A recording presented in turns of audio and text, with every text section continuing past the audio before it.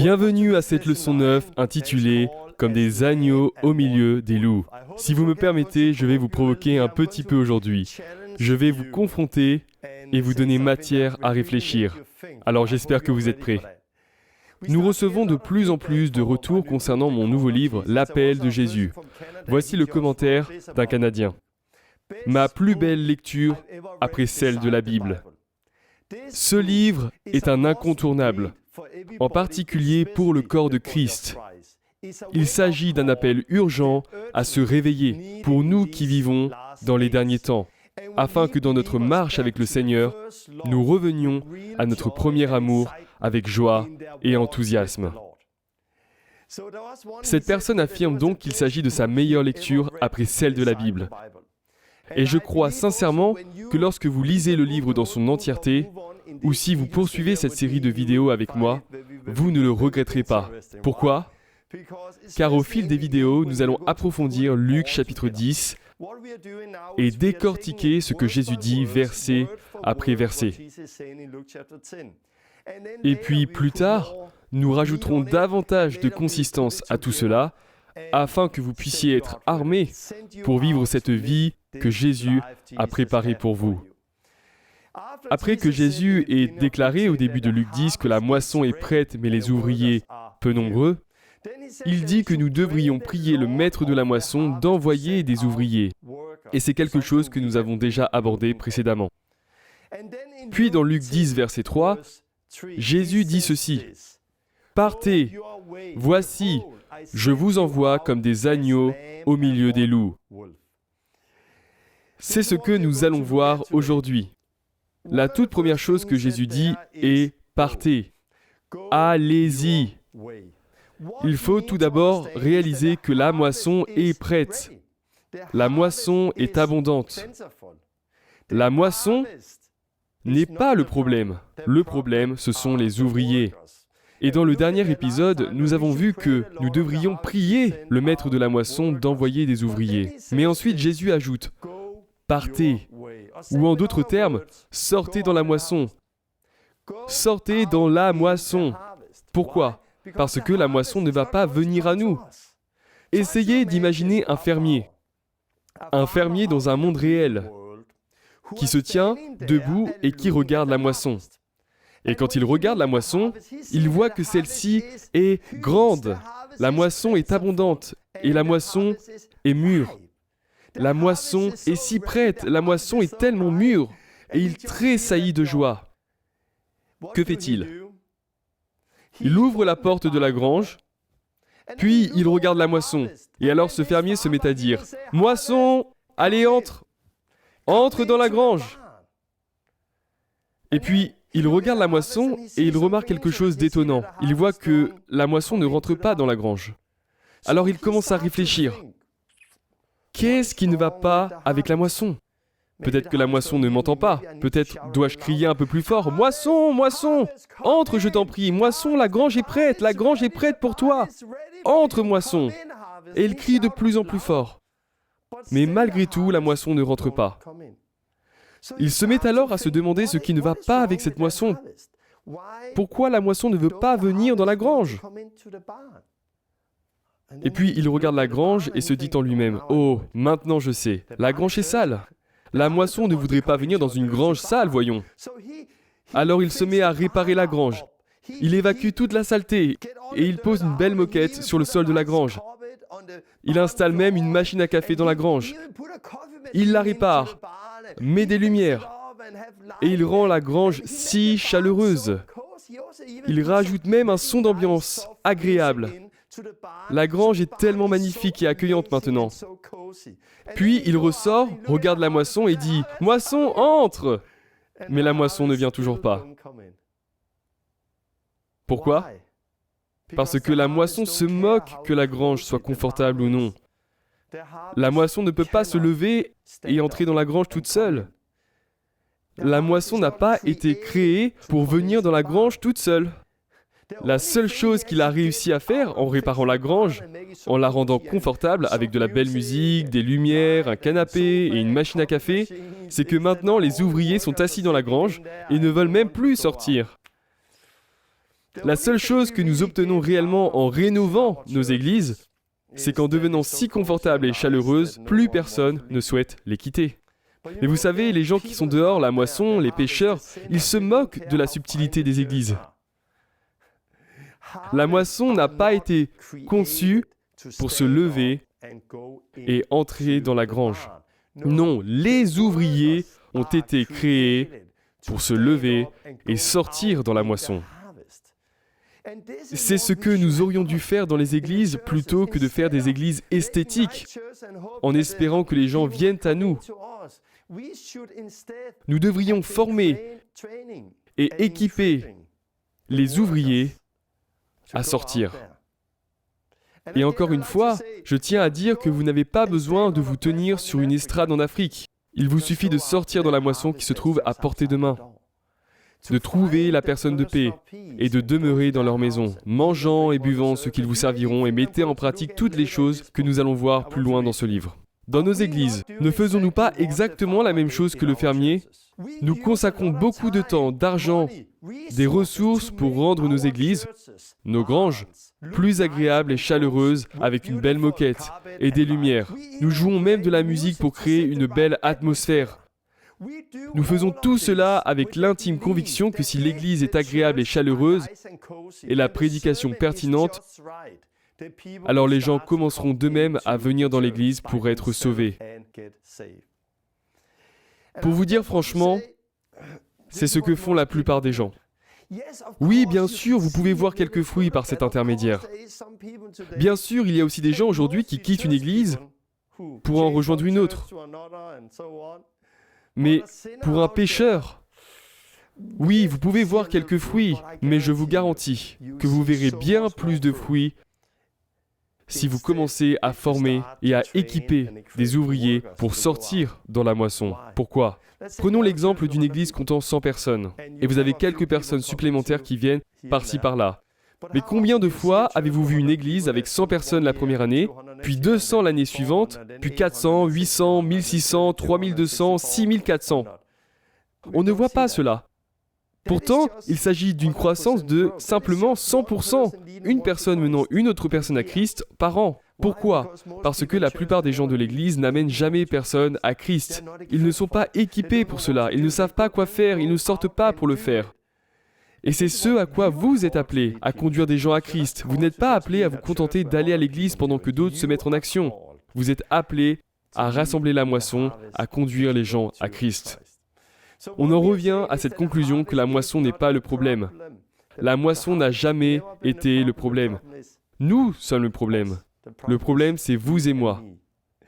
Mais nous pouvons y remédier. Et pour cela, nous devons commencer par obéir à ce que Jésus nous a commandé. On va maintenant avancer et regarder ce que Jésus dit également dans Luc 10, 3. Il dit « Partez ». Puis il poursuit « Voici, je vous envoie comme des agneaux au milieu des loups. » Je vous envoie comme des agneaux au milieu des loups. Je pense que nous avons lu ce passage tellement de fois sans vraiment y réfléchir. Quoi ? Quoi ? Attends, quoi ? Qu'est-ce que tu nous dis, Jésus ? Qu'est-ce que tu entends par là, Jésus ? Je vous envoie comme des agneaux au milieu des loups. Essayez d'imaginer Jésus se tenant avec un tout petit agneau. Voici une image illustrative de Jésus tenant un petit agneau dans ses bras. Un agneau est vraiment, mais alors vraiment, sans défense. Un petit bé ne peut pas faire fuir le loup. Pourtant, Jésus prend ce petit agneau et l'envoie parmi les loups. Essayez d'imaginer Jésus tenant un petit agneau, bé. Et puis il voit un loup dehors. Waouh! Regarde ces loups! Ces loups veulent te manger! Bé. Et puis il prend ce petit agneau et dit « Va avec eux, je t'envoie comme un agneau au milieu des loups. » Que peut bien faire un agneau ? Comme je l'ai dit, un agneau est sans défense. Ce bé ne risque pas d'effrayer le loup. Un agneau ne peut pas se camoufler, n'est-ce pas ? Il ne peut pas non plus grimper aux arbres, non. Il n'est pas très rapide non plus. Un agneau est simplement un animal sans défense. Et c'est, je pense, la raison pour laquelle Jésus a choisi cette image. L'agneau est l'un des rares animaux qui a véritablement besoin d'un berger. Les chats n'ont pas besoin d'un berger, ils sont très rapides. Les chiens n'ont pas besoin d'un berger, ils peuvent aboyer, ils ont des dents. Et les serpents n'ont pas besoin d'un berger. Les oiseaux peuvent s'envoler, ils n'ont pas besoin d'un berger. Mais un agneau a besoin d'un berger. Les moutons ont besoin d'un berger. Quel bon berger, avec un peu de bon sens, ferait la même chose que Jésus? Envoyer le tout petit agneau parmi les loups. Il n'y a qu'un seul berger qui ferait cela, qui enverrait son tendre agneau parmi les loups. Et c'est Jésus, le bon berger. Un berger qui se déplace avec l'agneau. Et c'est exactement ce qu'il fait. Il nous envoie au milieu des loups, mais il ne reste pas derrière, attendant que les loups viennent nous manger. Il a dit, partez, voici, je vous envoie comme des agneaux au milieu des loups. Et puis, il nous accompagne. Et c'est la première chose que vous expérimentez quand vous sortez dans la moisson. Vous allez vous sentir comme un petit agneau. Ben, j'ai peur. Mais quand vous partirez, vous constaterez qu'il est avec vous. Sortez parmi les loups. Vous savez, le loup peut être une image de tout ce qui cherche à nous apeurer. Pour vous dire la vérité, ça n'est pas simple dehors, ça n'est pas facile.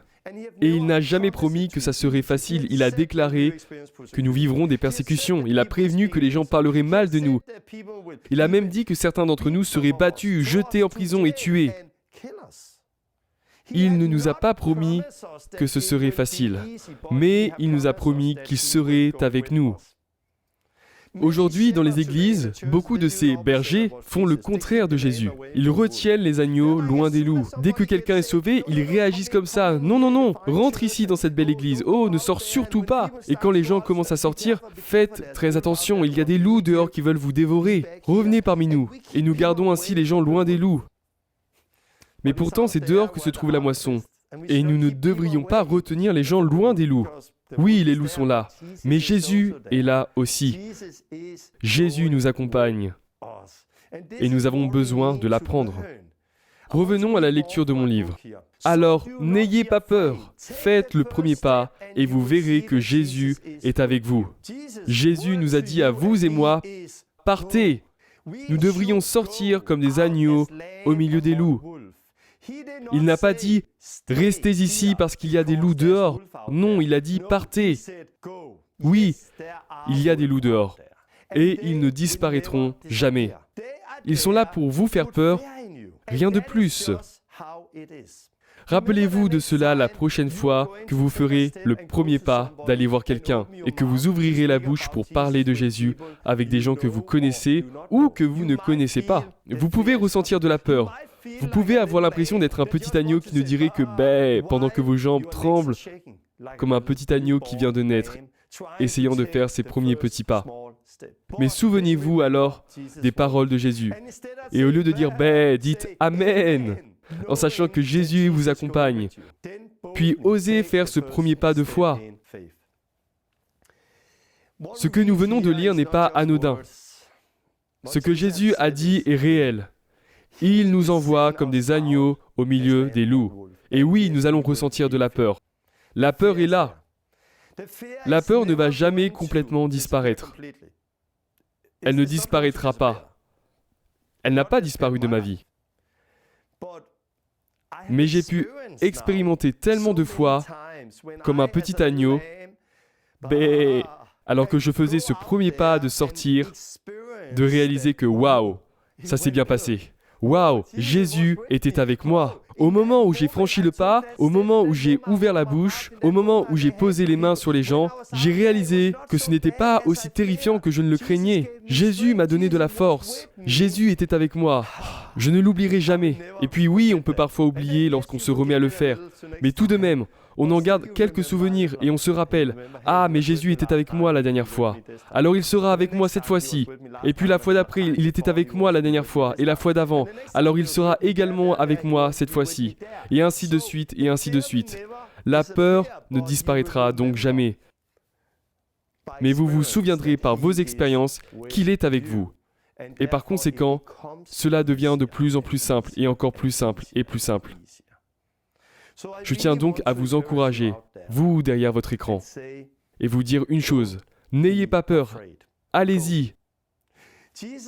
Jésus n'a pas dit tout cela simplement pour notre lecture, pour que nous puissions prier à ce sujet, le mémoriser ou encore pour l'apprendre en grec et en hébreu. Il nous a transmis ces paroles afin que nous y obéissions, pour que vous y obéissiez. Est-ce que je peux vous provoquer un peu? Ne vous laissez pas tromper. Ne soyez pas de ceux dont on parle dans la Bible qui viennent à Jésus et l'appellent « Seigneur, Seigneur ». Mais Jésus leur dira un jour, « Pourquoi m'appelez-vous Seigneur, Seigneur si vous ne faites pas ce que je dis ?» Vous savez, depuis le dernier épisode et depuis le début de la série vidéo, on a vu qu'il n'était pas question du fonctionnement de l'Église ou de la manière de faire la mission hors des 4 murs de l'Église. Il s'agit de Christ, Christ et Christ seul, et de ce à quoi il nous a appelés. Et nous sommes ses disciples. Nous avons constaté à quel point la moisson est prête, la moisson est vraiment, réellement prête et abondante. Et nous devons prier le maître de la moisson d'envoyer des ouvriers. Mais alors nous devons nous-mêmes sortir. Et je vous encourage à persévérer dans la prière, continuez à prier quotidiennement afin que Dieu envoie plus d'ouvriers dans sa moisson. Mais je vous encourage aussi à y aller. Allez-y, faites le premier pas. Et encore une fois, je ne dis pas que vous devez aller en Afrique et vous tenir sur une estrade, ou vous tenir devant l'église micro à la main. Regardez simplement autour de vous. Qui sont les gens autour de vous qui ont besoin de Jésus? Où sont les personnes à qui vous pouvez parler de Jésus? En particulier pour nous en ce moment qui vivons dans les derniers temps, des temps de plus en plus fous, avec toute cette peur, le virus et tout le reste. Il est grand temps que l'Église se lève et brille de nouveau. Avoir l'audace d'ouvrir la bouche. Ne dites pas « Bé », dites plutôt « Amen, Amen ». Je crois aux paroles de Jésus. Oui, j'ai l'impression d'être un petit agneau, mais je sortirai. J'agirai sur la parole de Jésus. J'inviterai mes voisins, je m'assierai avec eux et je leur partagerai l'évangile. Je prendrai la vidéo qui explique l'évangile et je leur partagerai. Vous pouvez commencer de cette manière ou alors je vais témoigner de Jésus publiquement sur Facebook. Je ne sais pas par quoi vous allez commencer, mais je vous encourage à le faire. Souvenez-vous de l'image de Jésus, l'agneau et les loups. Oui, vous allez ressentir de la peur. Mais en attendant le prochain épisode, je vous encourage vraiment à vous mettre en action. Osez faire quelque chose que vous n'avez jamais fait auparavant concernant Jésus quand il s'agit d'ouvrir la bouche.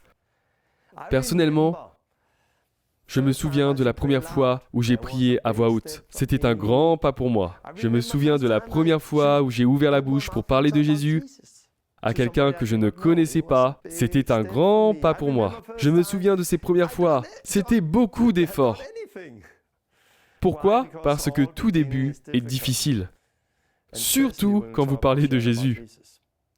Mais j'ai aussi vu que lorsque j'ouvrais ma bouche et que je parlais de Jésus, alléluia, il était avec moi. Ça m'a encouragé et ça m'a fait grandir. Et j'ai vu de mes propres yeux ce que Jésus déclare. La moisson est réellement prête, réellement abondante. Alors d'ici la prochaine fois, continuez de prier afin que les ouvriers soient envoyés dans la moisson.